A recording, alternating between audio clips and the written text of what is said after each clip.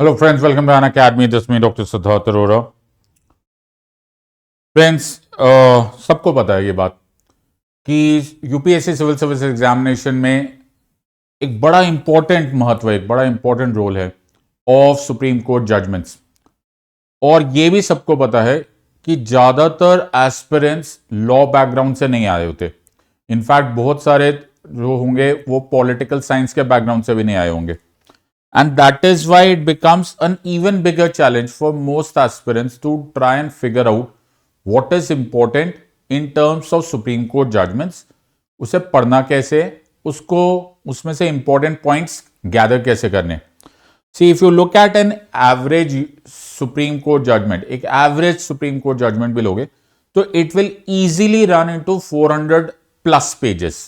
It can go far more than that, but easily run into 400 plus pages. और उसका reason ये होता है that Supreme Court judgments are not yes or no, कि जी हमने बोल दिया यही गिल्टी है, ये नॉट गिल्टी है, ये यस है, ये नो है। ऐसा नहीं होता। When Supreme Court judgments होती है तो there is a truckload of precedents, truckload of arguments. Sometimes the precedents can go into American courts, Australian courts ने क्या decide किया, English courts ने क्या decide किया, and so on and so forth. Now, in so far as a judiciary aspirant is concerned, या एक वकील के संदर्भ से देखेंगे, so it is very important. हमें सब पढ़ना पड़ेगा, it is very crucial. लेकिन at least in so far as ये यूपीएससी एस्पिरेंट इज कंसर्न, ये एक ओवरकिल है। और ना सिर्फ ये ओवरकिल है, ये बैकलैश मारेगा। In fact what you are trying to understand out of that supreme court judgement and what you will ask, अगर तुम इतना डिटेल में जाने की कोशिश करोगे, which in most cases will not be possible also, लेकिन फिर ये बैकलैश करेगा, इट विल बैकफायर। और उसका चक्कर में जो तुम पास होने वाले होंगे वो भी फेल हो जाएंगे। So supreme court judgements on the one hand are very important, more often than not. जो तुम्हें पता भी नहीं है ना, वो एक्चुअली सुप्रीम कोर्ट जजमेंट से पूछा गया। जैसे 2019 में एक क्वेश्चन आया था, right to marry a person of one's choice, ये कौन से आर्टिकल में से आया है? वो आर्टिकल 21 जो आंसर आया था, that was straight out of the Hadiya judgement, Shafin Jahan versus Ashokan came, जिसे पॉपुलरली हादिया केस बोलते, वहां से आया था।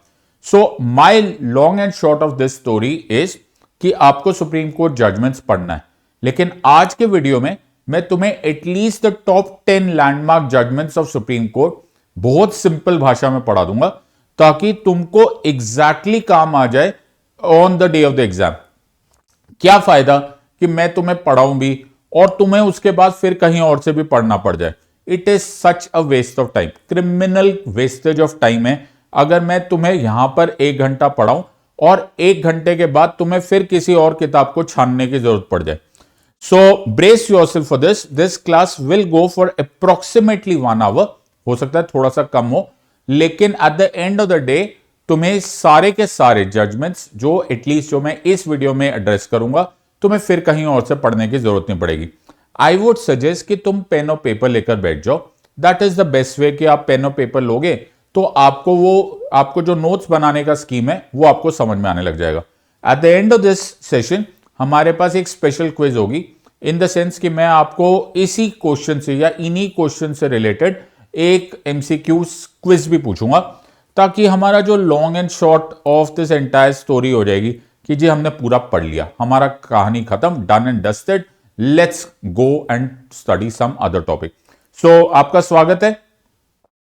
This is all you wanted to know in terms of landmark judgements of the supreme court. अब मैं इसको धीरे धीरे पार्ट्स में डिवाइड करूंगा। ओके, एक ही पार्ट में तो सारी जजमेंट्स हो नहीं पाएगी, so we will try and do okay some easy ones अभी, फिर थोड़े मॉडरेट वंस, और लास्ट में मैं बिल्कुल जो एब्सोल्युटली इस टाइम पर करंट अफेयर्स के तहत आ रहे मैं उनको भी कर लूंगा। जैसे एएमयू की जजमेंट आई है, स्पाउसल प्राइवेसी की जजमेंट आई है, I will deal with those. Assam Accord वाली जजमेंट है, we'll do all of them in part 3 of these judgments. So have fun, आराम से पढ़ेंगे।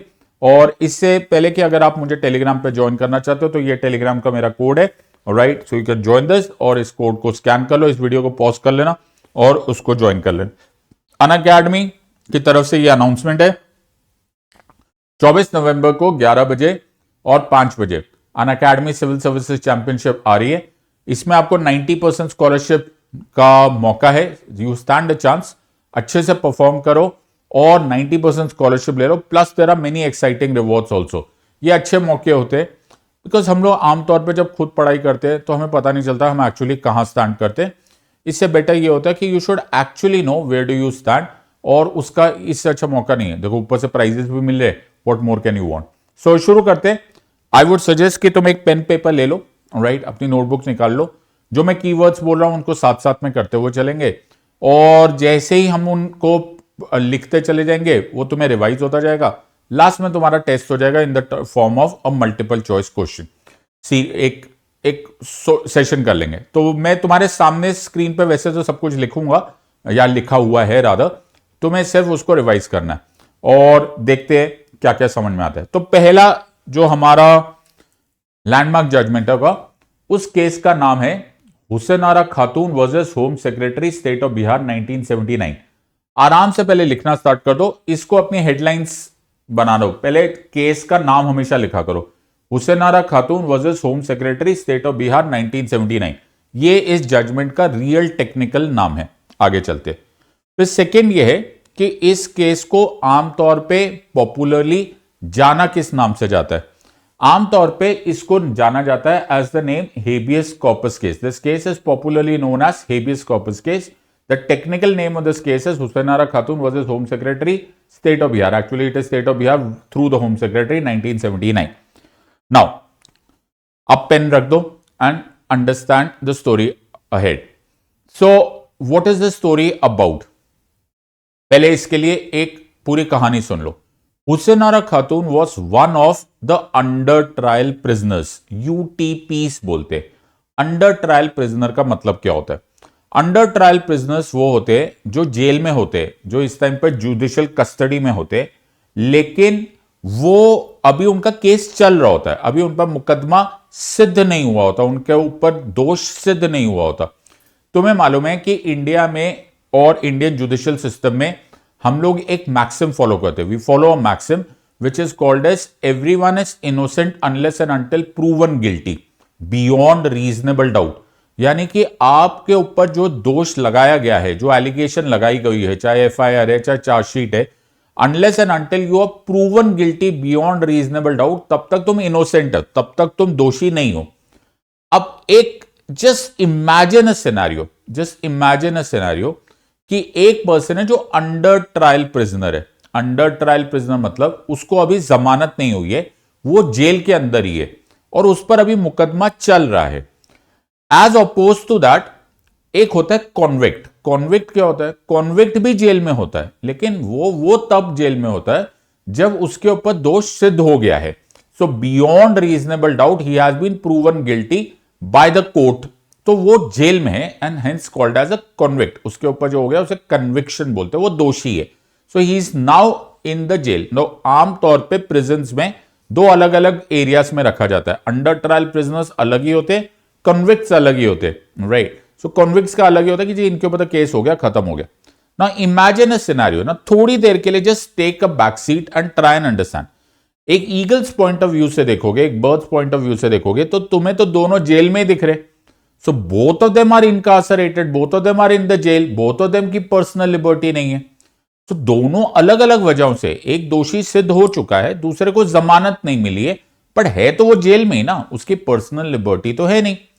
So now the scenario here is कि हम लोग है ना अपनी पर्सनल लिबर्टी को, हमारे सिटीजन्स की, इंडिविजुअल्स की पर्सनल लिबर्टी पे बड़ा ध्यान रखते हैं। इसलिए तुम्हें आर्टिकल 21 याद आ रहा होगा।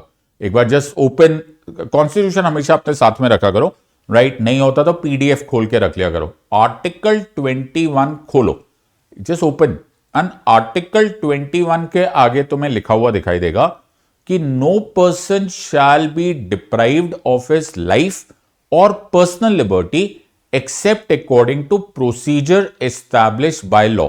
एक बार देखो आराम से, तो कॉन्स्टिट्यूशन खोलते हुए पढ़ा करो, किताबें सामने रखा करो। सबका तो दिमाग में सारी चीजें उसी टाइम याद होते नहीं, राइट। सो इन चीजों का यूज किया करो, सामने रख लो। एक कॉन्स्टिट्यूशन छोटे से खरीद लो, पॉकेट बुक्स भी आती है, पीडीएफ भी आती है। मैंने अपने टेलीग्राम चैनल पे अभी अभी कॉन्स्टिट्यूशन ऑफ इंडिया का पीडीएफ भी डाला था। Otherwise coming back to the story, तो आर्टिकल 21 ना माय डियर फ्रेंड्स हमारे लिए बड़ा प्रेशियस है। इनफैक्ट आर्टिकल 21 को हम लोग bedrock of the constitution of India मानते हैं। बेडरॉक मतलब ये रियल फाउंडेशन है, ये नहीं तो कुछ नहीं, सब कुछ बेकार है अनटिल अनलेस ये होना जरूरी है। तो ये इतना जरूरी है तो हम लोग इसको कैसे कंटिन्यू करते हैं? तो हम लोग बोलते हैं कि तुम कुछ मर्जी कर लो लेकिन प्रोसीजर एस्टैब्लिश्ड बाय लॉ जरूर फॉलो करना। तो प्रोसीजर एस्टैब्लिश्ड बाय लॉ, अब प्रोसीजर एस्टैब्लिश्ड बाय लॉ में प्रॉब्लम यह है कि हमारा कभी कभी जुडिशियल प्रोसेस इतना डिले हो जाता है और उसकी एक बहुत बड़ी गलती होती है कि पुलिस या फिर जो एजेंसी होती है वो अपना काम धीरे करती है, फिर धीरे करने की वजह से कोर्ट का प्रोसेस धीरे हो जाता है, फिर कोर्ट का प्रोसेस धीरे होने की वजह से वो जो पर्सन इन जेल है वो बेचारा तो जेल में बैठा हुआ है। अब हुसैन आरा खातून एक अंडर ट्रायल प्रिजनर थी, तो इनका नाम क्या है? हुसैन आरा खातून एक अंडर ट्रायल प्रिजनर थी। और हुसैन आरा खातून जो अंडर ट्रायल प्रिजनर थी, मतलब अभी तो उसके ऊपर केस चल रहा है। हुसैन आरा खातून जैसे हजारों अंडर ट्रायल प्रिजनर्स उस समय बिहार के जेलों में थे। एक एडवोकेट थी उन दिनों, उनका नाम था मैडम कपिला हिंगोरानी। कपिला हिंगोरानी मैडम को पता चला किसी वजह से कि ये तो हो रहा है, ये तो बड़ा बुरा लग रहा है उनको। तो मैडम कपिला हिंगोरानी ने ये उस टाइम के हमारे चीफ जस्टिस पीएन भगवती को कुछ लेटर्स लिखे। उन्होंने बोला, my Lord, see what is happening in Bihar prisons. ये अंडर ट्रायल प्रिजनर्स उतने समय से जेल के अंदर है, जितना समय तो अगर वो दोषी सिद्ध हो भी जाए ना, उससे भी ज्यादा टाइम से तो ये जेल में ही है, जबकि अभी तक तो इनके ऊपर मुकदमा ही चल रहा है। In other words, they are suffering more than what they would have suffered had they been finally convicted of that offence. अभी तो दोषी सिद्ध नहीं हुए, तो प्रोसीजर ही अपने आप में इतनी बड़ी पनिशमेंट बन गई है। तो chief justice PN Bhagwati felt very bad. This is way back in 1979. So Chief Justice P.N. Bhagwati said this is complete violation of Article 21. उन्होंने इन लेटर्स को ही एक रिट पिटिशन का फॉर्म दे दिया और वो केस बन गया Hussain Ara Khatoon versus state of Bihar. किसको पता था कि ये आने वाले वक्त में इंडिया का सबसे पहला प्रसिद्ध पब्लिक इंटरेस्ट लिटिगेशन बन जाएगा। इन अदर वर्ड्स, जनहित याचिका का रेवोल्यूशन यहां से स्टार्ट हो जाएगा। सुप्रीम कोर्ट फाउंड आउट, उन्होंने पूरा एनालाइज किया और उन्होंने रियलाइज किया कि ये तो बड़ी मेजर गड़बड़ है। This is gross violation of article 21 of the constitution of India. Personal liberty को इस तरह से you can not violate without following procedure established by law. And supreme court ने ऑर्डर किया कि Hussain Ara Khatoon and various other under trial prisoners who have been incarcerated in the several prisons in gross violation of procedure established by law must be released at once. In other words, छोड़ दिया जाए, because जो उनके साथ हो रहा है वो एक तरह की इलीगल कस्टडी है। तुम्हें जानकर बड़ी हैरानी होगी कि हुसैन आरा खातून के at the back of Hussain Ara Khatoon case पूरे देश में 35,000 से ज्यादा prisoners who were in illegal custody, under trial prisoners, उनको छोड़ दिया गया। और सुप्रीम कोर्ट ने एक बड़ी फेमस लाइन बोली जो कि एक्चुअली तुम्हारे एग्जाम के लिए बड़ी ही महत्वपूर्ण लाइन है, और वो लाइन थी कि right to speedy trial is a fundamental right under article 21। ये सीधा सीधा एक क्वेश्चन आता है। स्पीडी ट्रायल मतलब अगर मुकदमा चल रहा है तो तुम्हें उसको जल्दी खत्म करना भी तुम्हारा फंडामेंटल राइट होता है ऑफ द पर्सन जिसके ऊपर ये केस चल रहा है। तो ये डायरेक्टली तुम्हारा एक क्वेश्चन हो जाता है, right to speedy trial is a fundamental right under article 21 of the constitution। और right to speedy trial के बारे में हमने पहले भी पढ़ा हुआ है, लेकिन हमने इतने emphatically नहीं सुना हुआ। सर पहले कहां पढ़ा हुआ है? You must have heard of the word justice delayed is justice denied. That word actually emanates from the spirit of right to speedy trial. Right to speedy trial however formally declare किया गया था as a part of article 21 in the Hussain Ara Khatoon case. अब जो supreme court में madam Kapila Hingorani के letters पर जो petition बन गई वो एक्चुअली क्या थी? वो एक्चुअली एक रिट पिटिशन थी, WRIT, अब तुम्हारे पास कॉन्स्टिट्यूशन होगा। एक बार आर्टिकल 32 तक जाओ, जल्दी से पेजेस टर्न करो and look at article 32 of the constitution.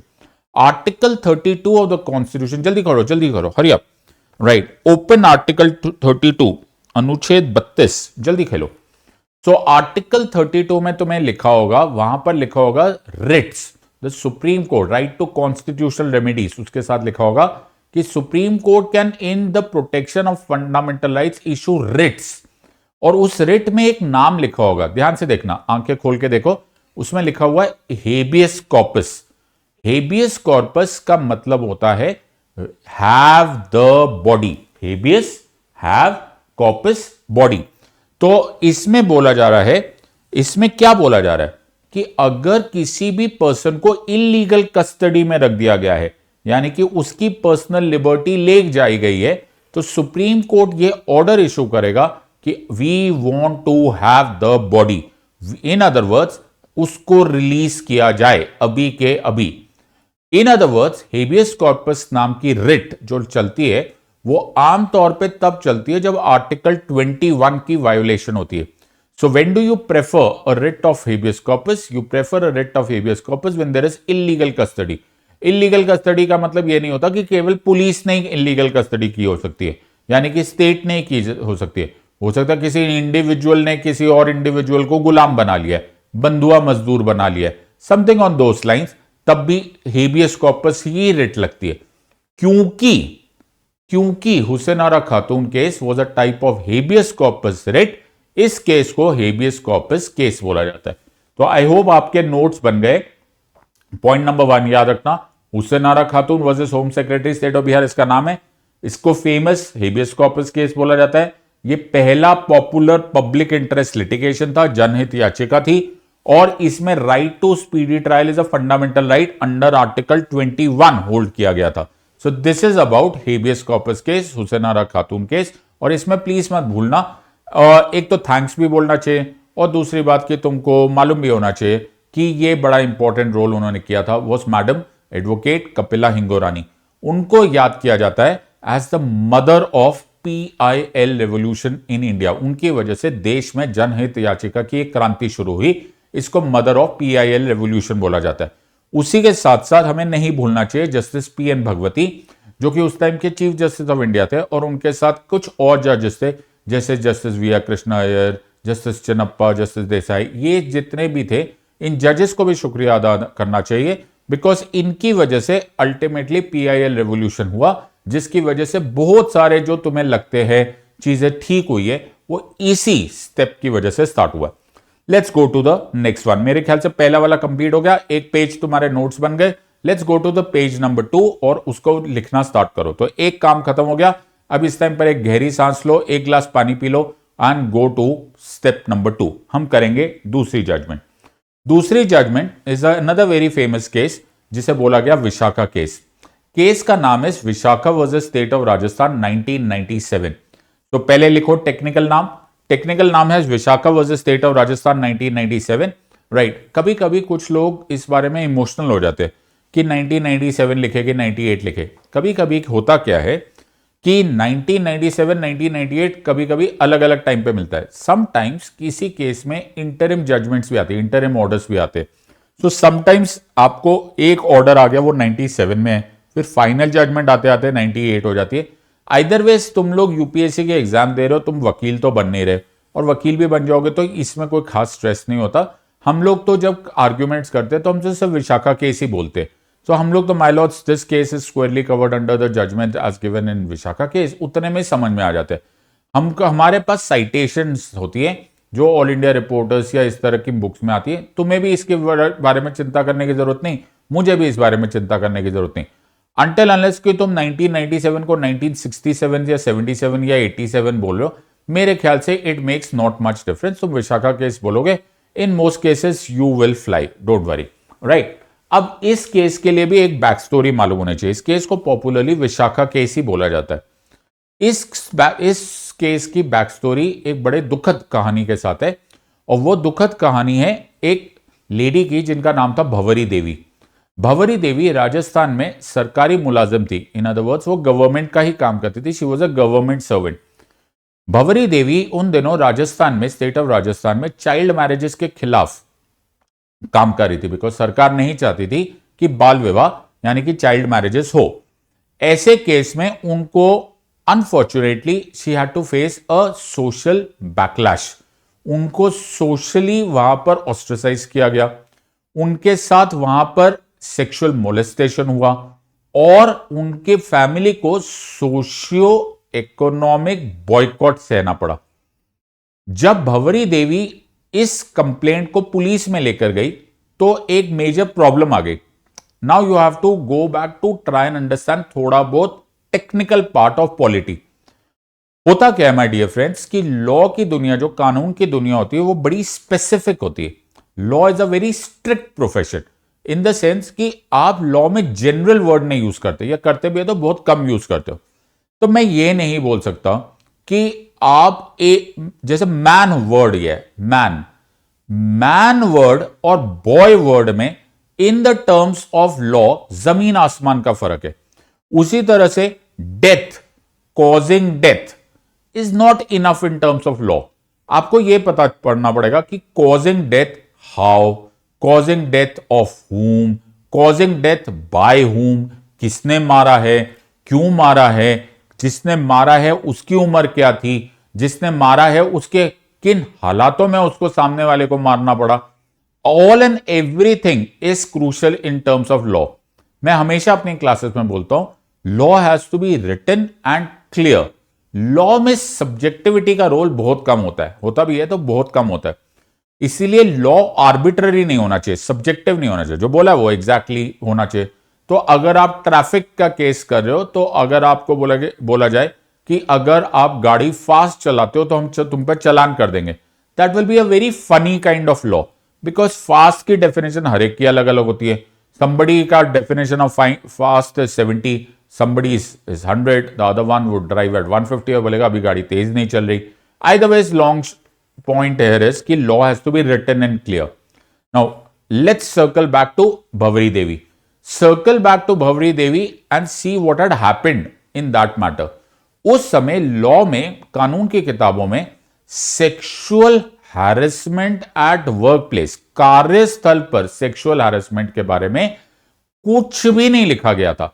In other words, there was no law existing related to sexual harassment at work place. इस कंडीशन को बोलते हैं लेजिस्लेटिव वैक्यूम। क्या बोलते हैं इसको? इसको बोलते हैं legislative vacuum, in the sense कि जी लॉ ने लिखना ही नहीं, अभी तक लिखा ही नहीं है, अभी तक नहीं लिखा है। Right, I am not saying कि ये बाद में नहीं लिखा जाएगा, लेकिन अभी तक नहीं लिखा हुआ। सो उस कंडीशन में भंवरी देवी एक बड़े मेजर सिचुएशन में आ जाएंगी, उनके साथ अन्याय हो जाएगा, इनजस्टिस हो जाएगा। क्यों? क्योंकि आपके साथ जो हुआ है वो sexual harassment at work place हो रहा है, लेकिन लॉ एक्चुअली उस टाइम तक इस बारे में पूरी तरह से लिखकर नहीं बैठा हुआ था। There was a legislative vacuum, there was a gap in what was happening and what was written in law. और इसी वजह से राजस्थान हाई कोर्ट तक जाते जाते भी द परपेट्रेटर्स ऑफ क्राइम, जिन्होंने भंवरी देवी के साथ बुरा किया था, क्राइम किया था, दे वर फाउंड नॉट गिल्टी, वो एक्विट हो गए। इस टाइम पर ये तो बड़ा ही गलत बात है सर। अगर हमारी सिचुएशन ऐसी हो चुकी है कि लॉ नहीं लिखा हुआ, उसमें भंवरी देवी की गलती तो है नहीं। And that is the entire situation which happened. One of the lawyers in this matter was Madam Advocate Naina Kapoor. Madam Advocate Naina Kapoor ने एक NGO which is विशाखा एक NGO का नाम है, which is a Jaipur based NGO. इन्होंने approach किया honourable supreme court को on behalf of Bhanwari देवी। इसलिए इस केस में भंवरी देवी नहीं लिखा हुआ, इस केस में विशाखा लिखा हुआ है। But Vishakha was representing the cause of Bhavri Devi in the Supreme Court, and the after arguments it was found कि it is not the mistake of Bhavri Devi, it is not the problem of Bhavri Devi कि आपने law नहीं लिखा हुआ, legislative vacuum है। Supreme court said nothing doing. ऐसा तो होगा नहीं कि just because there is no law हम लोग भंवरी देवी के खिलाफ इनजस्टिस होने देंगे। And that is why my lords decided to issue what are called as guidelines. उन्होंने क्या इशू किया? गाइडलाइंस। ये तुम्हारे नोट्स में लिखते चले जाना। इन गाइडलाइंस को नाम दिया गया Vishakha guidelines. Vishakha guidelines were a set of guidelines issued by the supreme court. और उन्होंने बोला कि जब तक पार्लियामेंट ये लॉ बना नहीं देता, till such time that parliament ये लॉ बना नहीं देता, तब तक ये गाइडलाइंस का होगा फोर्स ऑफ लॉ। ये गाइडलाइंस एक कानून की तरह ही चलेगा। तो sexual harassment at work place से बचाने के लिए विशाखा गाइडलाइंस दी गई, और ये विशाखा गाइडलाइंस का फोर्स ऑफ लॉ है। अब तुम्हारे मन में आ रहा होगा, और पॉलिटी में, यूपीएससी में एक अच्छा जबरदस्त क्वेश्चन इस बेसिस पे बन सकता है कि सर ये गाइडलाइंस क्या इतना ही ताकतवर होती है जितनी की कानून होता है? तो याद रखना, हां, the straight answer to this is yes. Under article 141 of the constitution, जल्दी से कॉन्स्टिट्यूशन खोलो, आर्टिकल 141 खोलो, और आर्टिकल 141 में तुम्हें दिखाई देगा that the law decided by the supreme court is binding on all courts of India. In fact, the law decided by Supreme Court is the law of the land. Supreme court ने जो guidelines दे दिया, supreme court ने जो word दे दिया, that is more than enough. वो ही उतना ही ताकतवर होता है जितना कि कोई और लॉ होगा। तो विशाखा गाइडलाइंस ने देश की महिलाओं की रक्षा करी from sexual harassment at work place in the form of Vishakha guidelines, तब तक जब तक actually posh act of 2013 parliament ने नहीं बनाया। अब पॉश एक्ट क्या होता है? पॉश एक्ट का फुल फॉर्म है prevention of sexual harassment, POSH, prevention of sexual harassment at work place act. वैसे इसका नाम और भी लंबा चौड़ा है, लेकिन उतना भी काफी हो जाएगा। Prevention of sexual harassment at work place act of 2013 parliament ने 1997 में आया हुआ विशाखा गाइडलाइंस, और पार्लियामेंट ने 2013 में बनाया। उतने टाइम में in the interim it worked as law, it worked as normal absolute having force of law. तुमने सुना होगा, और आजकल भी है, आपको ट्विटर पे, फेसबुक पे, बहुत जगह पर एक कैंपेन दिखाई दिया होगा। वो कैंपेन बड़ा फेमस था, उसको #MeToo कैंपेन बोलते हैं।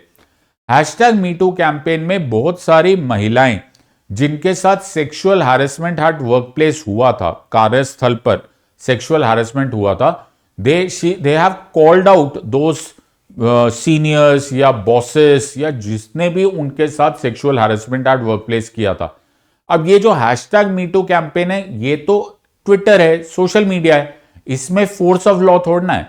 लेकिन ये जो #MeToo कैंपेन के बाद जो एक्सपोज हो जाता है, अगर उसके खिलाफ लीगल प्रोसीडिंग्स करनी है तो आपको करनी पड़ती है पॉश एक्ट ऑफ 2013 में।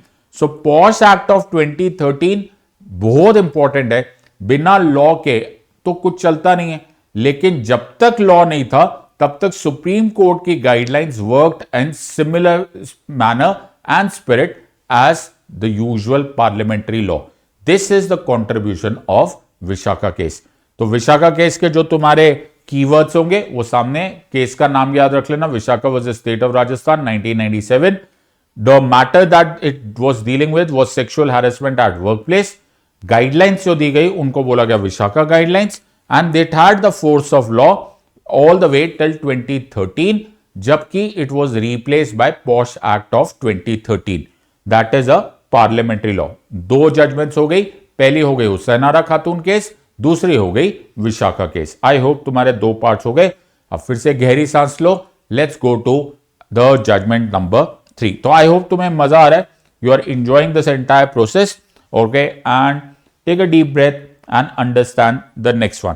सो हम लोग काफी डिटेल में जा रहे हैं, इसीलिए मैं डिटेल कर रहा हूं ताकि तुमको रियलाइज हो जाए कि इसके बाद तुम्हें कहीं और पढ़ने की जरूरत नहीं पड़ेगी। Let's go to next one.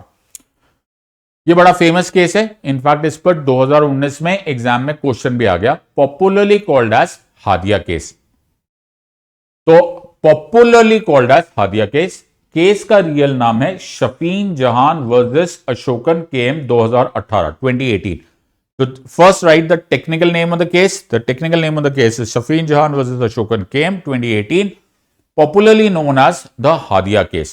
Now, before I go ahead with this case, let me introduce the stakeholders in this matter. Let us understand the real names. First of all, Hadia जो है is a taken name. It is not a real name. As in not the birth name. Real name, of course. But Hadia was the real name of once Akhila Ashokan. The woman was called as Akhila Ashokan at birth. अखिला अशोकन का जन्म एक हिंदू परिवार में हुआ था. अखिला Ashokan was an adult, as in she was a major. She was at that stage either pursuing medicine, as in homeopathy वो कर रही थी, या फिर डॉक्टर बन गई थी. Details don't matter. And at some point in time, she decided to marry a person called Sherfane जहान. तो अखिला अशोकन ने निकाह किया शफीन जहान से, और जब उनका निकाह हो गया तो उन्होंने एक टेकन नेम लिया, that is called Hadiya. Hence that word Hadiya. Hadiya is the taken name of Akhila Ashokan. K M Ashokan is the father of Akhila Ashokan. So I hope you now realise this is Shafin Jahan, the husband of Hadiya, versus Ashokan K M, who is the father of Hadiya और Akhila Ashokan, as the case में B. तो this is the case, ये case है.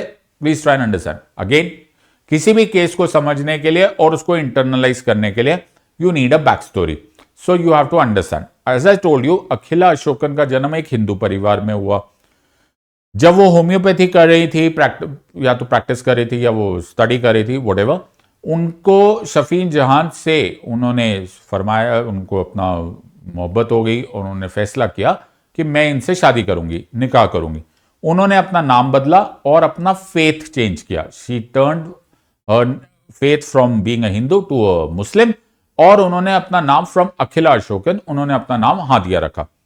Now इसके बारे में होते ही, ये बात खबर आते ही, मिस्टर के एम अशोकन, जो कि फादर ऑफ अखिला अशोकन थे, he decided to approach the Kerala high court. और उन्होंने बोला, इन केरला हाई कोर्ट उन्होंने एक पिटिशन डाली, my Lord, that this marriage is not out of a voluntary or a thought out or a reasoned decision of Akhila Ashokan.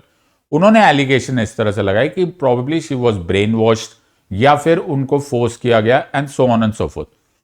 Also उन्होंने एक और point यहां पर यह लगाया कि it is not her own individual decision, कि वो जिस मर्जी से शादी कर ले और वो जब मर्जी फेथ चेंज कर ले. Now, there were two parts of this story. So, दोनों पार्ट्स को ऑब्वियसली अलग अलग तरीके से देखना पड़ेगा. केरला हाई कोर्ट में ये मैटर गया. Kerala high court heard this matter and Kerala high court decided to pass an order in the favour of mister K M Ashokan.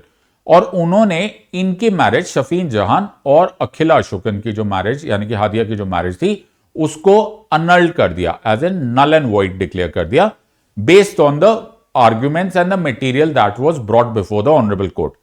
Sherfane Jahan ने इसी ऑर्डर के खिलाफ ही preferred an appeal in the honourable supreme court, और इसीलिए ये case बन गया Shafin Jahan versus Ashokan K M of 2018. So this went to the Supreme Court in the form of an appeal against the order of Kerala High Court. This is the entire backdrop of the story. अब इसकी में supreme court के सामने questions क्या थे? Let's just quickly go through this questions. So first question is कि is Hadia a major in the terms of law? See, law की निगाहों में आप मेजर तब होते हो जब आप 18 साल के ऊपर होते हो. Only then you have the power, at least the legal power of taking decisions. आप कॉन्ट्रैक्ट तब साइन कर सकते हो जब आप 18 के ऊपर हो. So आपके पास कॉन्ट्रैक्चुअल एज, आपके पास ये फैसला लेने की एज 18 के ऊपर है. The first answer is an obvious yes. Hadiya adult थी, 18 साल के ऊपर थी. Absolutely, this checkbox is ticked. Second was कि is Hadiya mentally competent to take such a decision? क्या उनमें इतनी समझदारी है कि she can take a decision as to her faith or as to whom would she like to marry? The answer to this was again an obvious yes.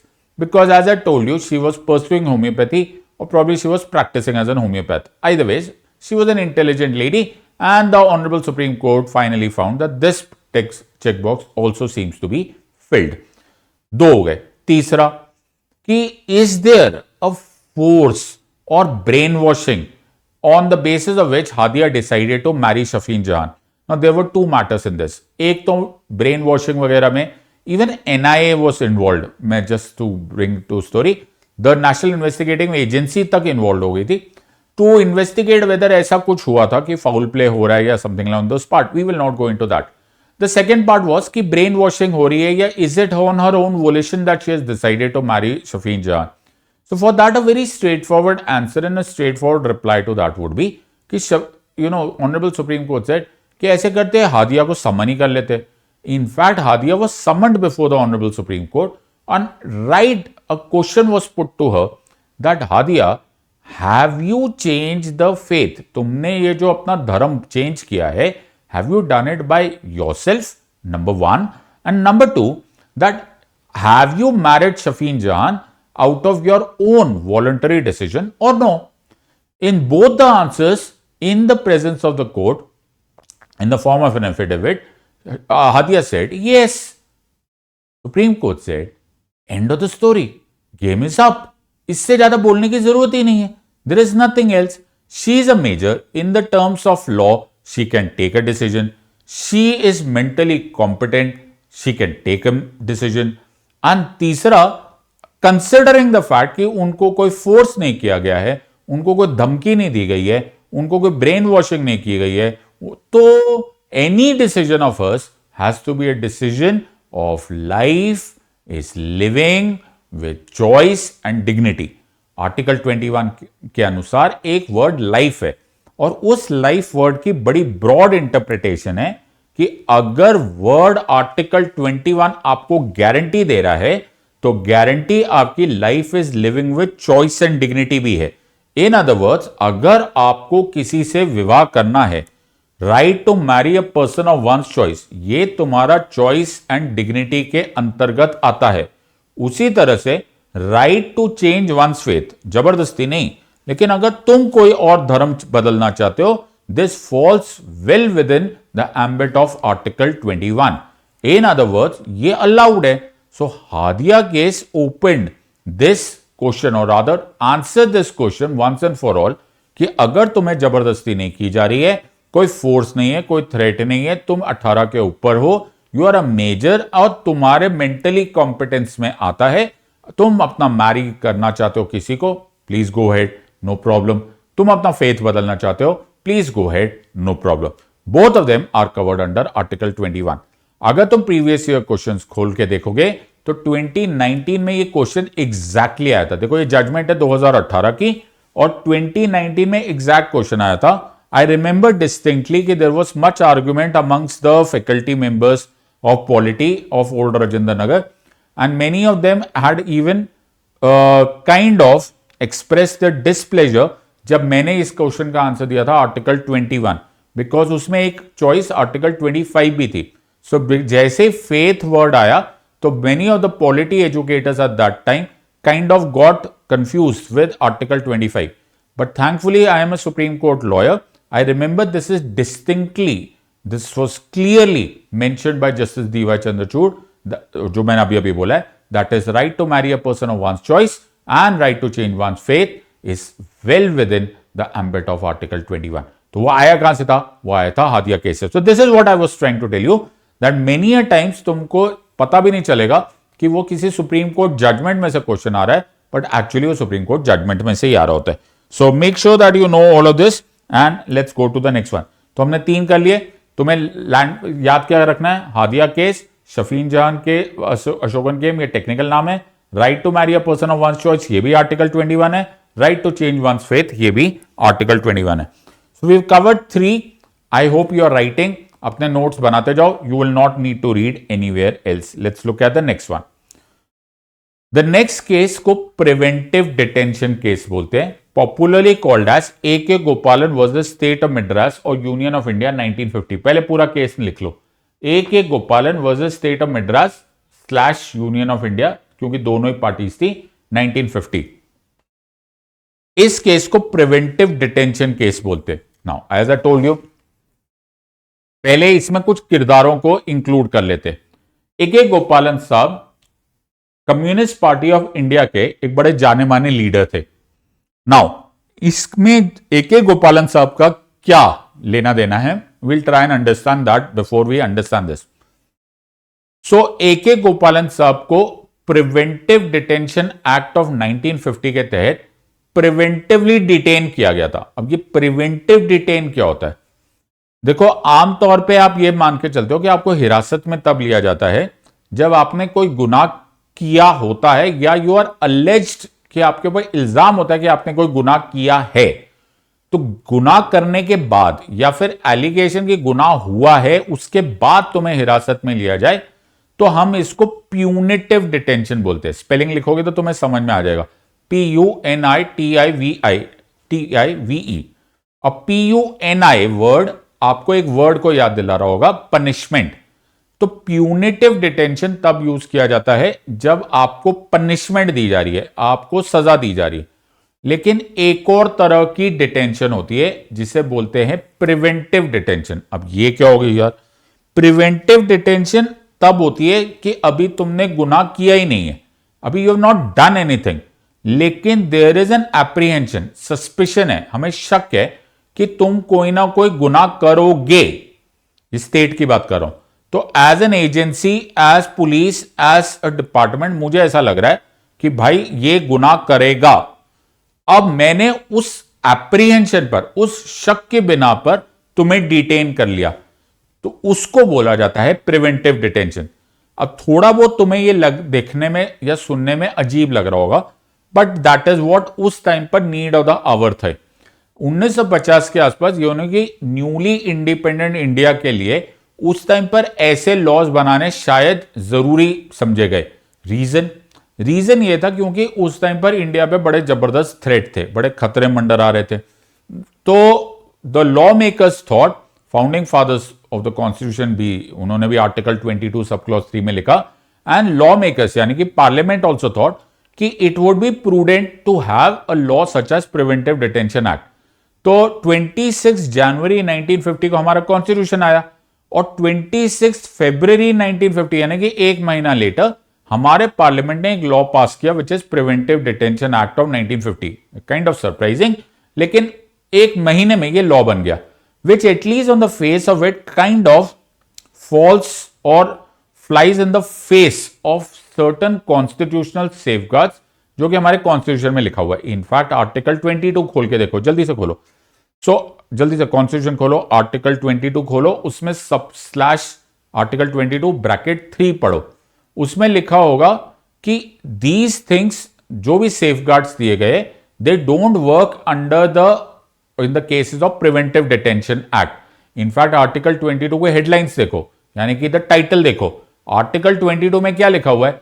The protection against arrest and detention in certain cases. Certain को underline करो जी। Certain क्यों? मतलब ये हर जगह में नहीं include हो जाता। ये सेफगार्ड्स, जो प्रोटेक्शन, जो कॉन्स्टिट्यूशन, संविधान तुम्हें देता है, ये प्रिवेंटिव डिटेंशन एक्ट में काम नहीं करता।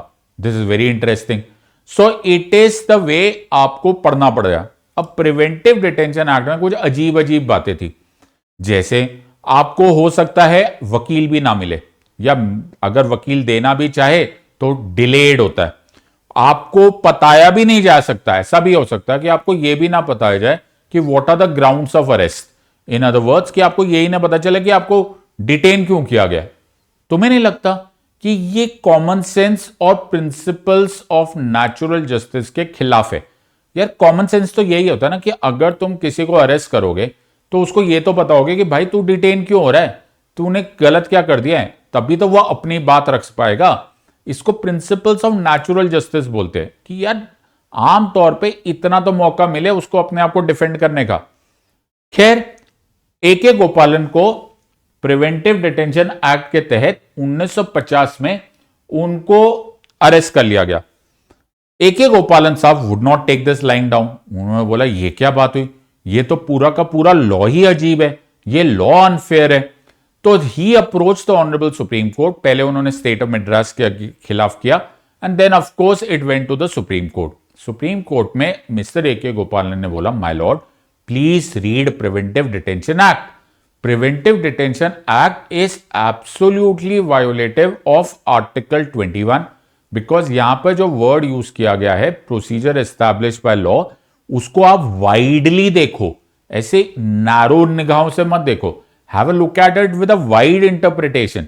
इन अदर वर्ड्स, प्रोसीजर तो फॉलो हो रहा है, अरेस्ट तो किया जा रहा है, लेकिन ये तो देखो कि कि वो जो लॉ है वो कितना अनफेयर है, वो लॉ है वो कितना स्टूपिड सा है, it is an unfair law, it's an unjust law. So उन्होंने एक्चुअली लॉ को ही चैलेंज कर दिया, that is preventive detention act को ही चैलेंज कर दिया। Please remember we are in 1950। Honourable supreme court के लिए probably this was the first case in जिसमें कॉन्स्टिट्यूशनल इंटरप्रिटेशन का क्वेश्चन आया था।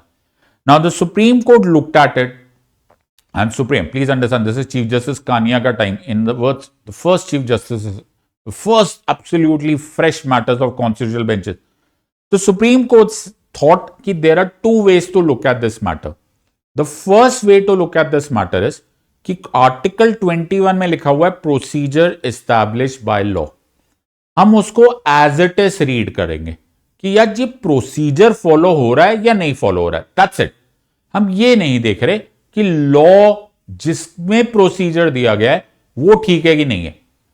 There is one way कि हम सिर्फ प्रोसीजर देखें, जो प्रोसीजर फॉलो हुआ, step 1, step 2, step 3, step 4 follow हुआ या नहीं हुआ. And the second way of looking at this is कि उस प्रोसीजर एस्टैब्लिश बाय लॉ को स्कोप बढ़ा दिया जाए, उसको वाइड कर दिया जाए, और यह भी देखा जाए कि जी वो जो प्रोसीजर जो लॉ बता रहा है ये प्रोसीजर, क्या वो लॉ ही गलत तो नहीं है. The honourable supreme court decided to go with the first decision और the first alternative. They said no, that we are not going to add, हम अपनी मर्जी से लॉ में एडिशन नहीं करेंगे कि भाई जो फाउंडिंग फादर्स ने लिखा है, जो कॉन्स्टिट्यूशन मेकर्स ने लिखा है, हम उसी को फॉलो करेंगे. We will not add any of our thought process into it. उसमें लिखा हुआ है प्रोसीजर एस्टैब्लिश बाय लॉ ना, तो हम केवल ये चेक करेंगे कि प्रोसीजर फॉलो हुआ है या नहीं हुआ है. आर्टिकल 21 में क्या लिखा हुआ है? No person shall be deprived of his life and personal liberty except according to procedure established by law. तो उसमें procedure established by law लिखा है. Finished, full stop, period, game over. We will not go into whether the law was correct or not. We will not go into कि law unfair है कि unjust है. That's not our job. As on the other hand, just one, Justice Fazal Ali, who was actually against this. So 4 judges went in this direction. One judge, Justice Fazal Ali, said no. There should be some interpretation, some bigger scope given to that. Otherwise, अगर parliament कोई गलत ही law लगातार बनाता चले जाए, तो it will become very difficult for an individual to get justice. Having said so, ये case चला गया and Mr. A.K. Gopalan का the appeal or rather the challenge went or was a big failure because supreme court decided to have, जिसे क्या बोला जाता है, narrow interpretation of judicial review. उन्होंने बोला हम केवल ये देखेंगे कि प्रोसीजर फॉलो हुआ या नहीं. इनफैक्ट अगर मैं अभी तुम्हें ये बात बता रहा हूं तो तुम्हें थोड़ा सा अजीब भी लग रहा होगा कि उस सुप्रीम कोर्ट का काम था to set the law straight. हमारा काम देखो, एज एन इंडिविजुअल जब तुम कोर्ट में जाते हो तो तुम तो जस्टिस की डिमांड कर रहे हो ना, तुम्हें तो सिर्फ इस बात से मतलब है कि न्याय हो रहा है या नहीं हो रहा है. And that is the entire scenario in this matter. Supreme court के इस केस को एक मिस्ड अपॉर्चुनिटी बोला जाता है, क्योंकि ये एक मौका था जब supreme court would have decided कि नहीं जी, हम ये भी चेक करेंगे कि प्रोसीजर ठीक है, और हम ये भी चेक करेंगे दैट द लॉ जो इस प्रोसीजर को बता रहा है वो फेयर है भी कि नहीं, वो जायज है भी कि नहीं, वो न्याय संगत है या नहीं है. लेकिन narrow interpretation of judicial review है, and that is why procedure established by law पर ही रुक गई कहानी ऑफ जुडिशियल रिव्यू. तो जुडिशियल रिव्यू का स्कोप हो गया narrow down to only procedure established by law, full stop, nothing more nothing less. So ये केस उस तरह से हमारा नैरो इंटरप्रिटेशन है. लेकिन ये ज्यादा देर नहीं चला. 1978 में एक और केस आया which is called as the passport case. जिसका एक्चुअल टेक्निकल नाम है Maneka Gandhi versus union of India 1978. Supreme court ने यहां पर वही A.K. गोपालन केस के जजमेंट को कुछ हद तक ओवररूल किया. इन अदर वर्ड्स उन्होंने बोला कि नो, पिछली बार हमने बोला था दैट दिस इज जो जुडिशियल रिव्यू है, जो न्याय संगत की बात हो रही है, जो न्याय समीक्षा की बात हो रही है, न्याय समीक्षा will be narrow down to procedure established by law. लेकिन मनेका गांधी केस में सुप्रीम कोर्ट सेड नो। अब हम लोग wide interpretation of judicial review करेंगे।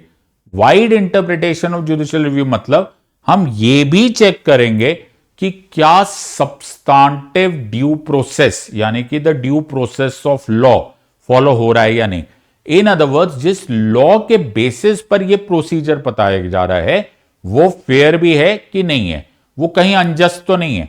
तो तुम नोटिस करो, पहले सिर्फ प्रोसीजर एस्टैब्लिश बाय लॉ पे फॉलो हो रहा था। Now the scope was expanded to include even the due process of law. जैसे कि अमेरिकन कॉन्स्टिट्यूशन में प्रोसीजर एस्टैब्लिश बाय लॉ नहीं लिखा हुआ, वहां लिखा हुआ है due process of law. Principles of natural justice follow हो रही है या नहीं याद हो रहा है, क्या लॉ फेयर है, जस्ट है, and so on and so fourth.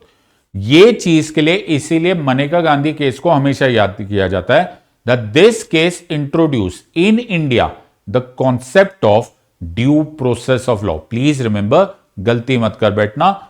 In the constitution article 21 में आज भी procedure establish by law he word use किया गया है, लेकिन उसकी इंटरप्रिटेशन को वाइड कर दिया गया है, उसकी इंटरप्रिटेशन को ड्यू प्रोसेस ऑफ लॉ बना दिया गया है। कौन से केस ने किया है? यह केस था Maneka Gandhi versus union of India. So आप इस केस का नाम दे दो, इसी को पासपोर्ट केस या Maneka Gandhi versus union of India case कहते हैं। Wide interpretation of judicial review है, सब्सटेंटिव ड्यू प्रोसेस या ड्यू प्रोसेस ऑफ लॉ यहां से इंट्रोड्यूस हुआ है। अब तुम्हें बीच वाले एक लाइन दिख रही होगी, यह केस पहला ऐसा केस था जिसमें सुप्रीम कोर्ट ने उसी आर्टिकल 21 में जो वर्ड लाइफ लिखा हुआ था, उस लाइफ वर्ड को भी एक ब्रॉड इंटरप्रिटेशन दिया। सुप्रीम कोर्ट ने बोला लाइफ वर्ड जो लिखा हुआ है ना, उसको मियरली ब्रीदिंग मत मान लो, उसको ये मत सोचो कि सांस लिया सांस लेते रहा यही जिंदगी है। This is not merely that, इसका बिगर कनोटेशन है। जैसे एक ह्यूमन बीइंग होता है, उसकी जिंदगी में डिग्निटी का, प्रतिष्ठा का, उसका सम्मान का बड़ी वैल्यू होती है। सो जो वर्ड लाइफ है, it is not merely life, it is living with choice and living with dignity. तो अब तुम पहले वाले जितने मैंने अभी तक तुम्हें बताए हैं उनको इंटरप्रेट करो, राइट। तो अगर तुम हादिया की बात करोगे तो हादिया जिस मर्जी के साथ शादी करना चाहे कर सकती है। Life is living with choice and dignity. Hadiya जब मर्जी फेथ बदलना चाहती है वो बदल सकती है। Life is living with choice and dignity.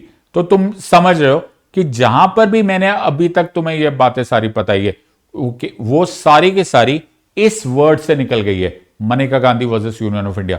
So Maneka Gandhi versus union of India case 1978 एक सही मायनों में ह्यूज लैंडमार्क जजमेंट थी, जहां से आर्टिकल 21 को एक वाइड इंटरप्रिटेशन मिली, that is life is living with choice and dignity. So it will do you a world of good अगर तुम Maneka Gandhi versus union of India case के सारे इंपॉर्टेंट पॉइंट्स को तुम याद कर लो। So this is how you study. मेरे ख्याल से आज के जो हमारे केसेस हैं उसमें तुम्हें काफी कुछ समझ में आ गया होगा। तो एज प्रॉमिस मैं तुम्हारे साथ कुछ क्वेश्चंस करना चाहता हूं। पहला क्वेश्चन तुम्हारे सामने, right to die with dignity is guaranteed under which article of the constitution of India? Article 14, article 25, article 21, article 32। अब देखो तुमने पढ़ा भी नहीं है राइट टू डाई, लेकिन फिर भी जो मैंने तुम्हें अभी भी पढ़ा दिया उसके बेसिस पे तुम आंसर दे सकते हो। वो कीवर्ड पकड़ना जो मैंने अभी अभी तुम्हें समझाया। Right to die with dignity is guaranteed under which article of the constitution of India? बड़ा इंटरेस्टिंग क्वेश्चन हो सकता है। अगर तुम ध्यान से इसको देख रहे होंगे तो I am sure you will be able to answer this very well. अभी अभी हमने Maneka Gandhi versus union of India case किया, एक उसमें वर्ड आया life is living with choice and dignity, dignity word आया, तो तुम्हें कहीं और से सोचने की जरूरत नहीं पड़ेगी। Please answer in the comments. Answer of course here is C. So article 21 is the one जो मेंशन कर रहा है वर्ड डिग्निटी। तो जो भी चीज तुम डिग्निटी वर्ड या चॉइस वर्ड आएगा तुम स्ट्रेट अवे आंसर दे देना, दैट इज आर्टिकल 21। दूसरा question, Which judgment of the Supreme Court is described as passports case? Bachan Singh case, Aruna Shanbaug case, Maneka Gandhi case, Shreya Singhal case. तो समझ गए, अभी अभी मैंने थोड़ी देर पहले ही बताया था। Which judgment of the Supreme Court is described as passports case? Bachan Singh case, Aruna Shanbaug case, Maneka Gandhi case, Shreya Singhal case. बढ़िया। तो एक बार अगर तुम मेरे ये सब क्लासेस को ध्यान से देख रहे थे आज की क्लास, तो तुम इसको बड़े अच्छे से समझ जाओगे and you will be able to answer this. So बाकी सब तो आज हमने पढ़ा ही नहीं है, हमने तो पढ़ा ही एक ही था। So I am sure you will be able to answer this question. Comment section में क्विकली आंसर दो, लेकिन मेरे ख्याल से everyone will get the answer correct. Answer of course is C. Maneka Gandhi case को ही पासपोर्ट्स केस बोला जाता है। इसका रीजन ये था कि मनेका गांधी जी का पासपोर्ट जब्त किया गया था and that form the basis of this entire case. इसीलिए इस केस को पासपोर्ट्स केस बोला जाता है। So you can write this down. Next question, which judgment of the supreme court deals with right to marry a person of one's choice? Bachchan Singh case, Aruna Shanbaug case, Hadiya case या Shreya Singhal case? It will be very difficult for you to make a mistake on this, but still, फिर भी go for this. I'm sure you'll do it very well. So, which judgment of the Supreme Court deals with right to marry a person of one's choice? ऐसा कौन सा case है जिसको आप इस word से एसोसिएट कर सकते हो? Which judgment of the Supreme Court right to marry a person of one's choice? वैसे भी Bachan Singh case, Aruna Shanbaug case, Hadiya case और श्रेया सिंघल केस। मुझे नहीं लगता तुम इस क्वेश्चन को भी कुछ खास गलती करोगे, बट अब तुम्हें याद भी हो गया होगा। Since this was a previous year asked question also, I think you should be knowing this. Hadiya case ही वो था, Sherfane Jahan versus Ashokan came 2 in 2018 का केस। और इसी केस के अंतर में हम लोगों ने ये बात पढ़ी थी कि article 21 gives the person right to marry a person of one's choice and right to change one's faith. ये दोनों चीजें यहीं से आ रही हैं। Now practically a no brainer, अब तो ये गलती नहीं कर सकते। Which judgment of the Supreme Court deals with right to have faith या right to change faith of one's choice? अब देखो इसमें दोनों ही बातें आती है। दोनों बातें इस तरह से आती है कि अगर तुम्हें फेथ नहीं है, तुम आस्तिक हो या नास्तिक हो, तुम्हारी मर्जी। तुम धर्म खुद चेंज करना चाहते हो, तुम्हारी मर्जी। तुम धर्म नहीं रखना, फॉलो करना चाहते, तुम्हारी मर्जी। ये सब कुछ मर्जी मर्जी है। Right to marry, right to not marry a person of one's choice, right to have faith, right to change one's faith। इस टाइम पर मैं एक चीज बता देना चाहता हूं, मैं सबको बड़े ध्यान से बोलना चाहता हूं, क्योंकि कुछ लोग सुनते कम हैं और उसकी वजह से उनको प्रॉब्लम खराब हो जाती है। मैंने यहां पर right to marry a person of one's choice बोला है, मैंने राइट टू मैरी नहीं बोला है। तो अभी बीच में सुप्रीम कोर्ट में एक जजमेंट आ रही थी जिसमें बोला था कि right to marry is a fundamental right. Supreme court ने उसके बारे में कोई भी डिसीजन नहीं लिया है। जब मैंने हादिया केस का नाम लिया है तो right to marry a person of one's choice बोला है। शादी करना तुम्हारा फंडामेंटल राइट नहीं है, शादी किससे करना है ये तुम्हारा फंडामेंटल राइट है। तो मैं ये बता देता हूं, वरना लोग ना एक्साइटेड हो जाते कि जी ओहो अब तो हमारी शादी होगी। That is got nothing to do with all of this. Answer of course इसका है is the same, Hadiya case. I am sure तुम इसको आंसर दे पाए होंगे। There should be no problem in this matter. So I hope you have enjoyed this session, जितना मुझे अच्छा लगा तुम्हें पढ़ाते हुए। तो हमने कुछ यहां पर अराउंड 5 जजमेंट्स की, बट हमने इसको काफी डिटेल में की। अगर हम इसे 1 घंटे का वीडियो मान ले तो मैंने 5 भी अगर किए होंगे और उसके क्वेश्चंस भी किए तो मोरलेस मोटा मोटा 10 से 12 मिनट लगे for every one video. Now for every one of these judgments इतना ही पढ़ना होता है। और in the hands of a subject expert अगर तुम 12 मिनट एक वीडियो को या एक जजमेंट को देते हो, मोरलेस योर वर्क इज डन। इतना ही पढ़ो, लेकिन इतना जरूर पढ़ो। इतना डिटेल में तुम्हें यूपीएससी जरूर पूछता है। So just skimming from the superficial parts, या तुमने किसी से सुन लिया, टेलीग्राम पे डिस्कशन हो गया या चाय की टपरी पे आर्ग्यूमेंट हो गई, will not be enough. Technical definition आना बड़ा जरूरी है। Make sure that you study is completely. So I hope you have enjoyed this. In the words of Unacademy, let's crack it. Until next time, God bless, thank you and जय Hind. The remaining judgments हम लोग subsequent parts में करेंगे। Don't worry, मैं सारी judgements तुम्हारे साथ खत्म कर दूंगा। आई hope you have enjoyed this. Let's crack it.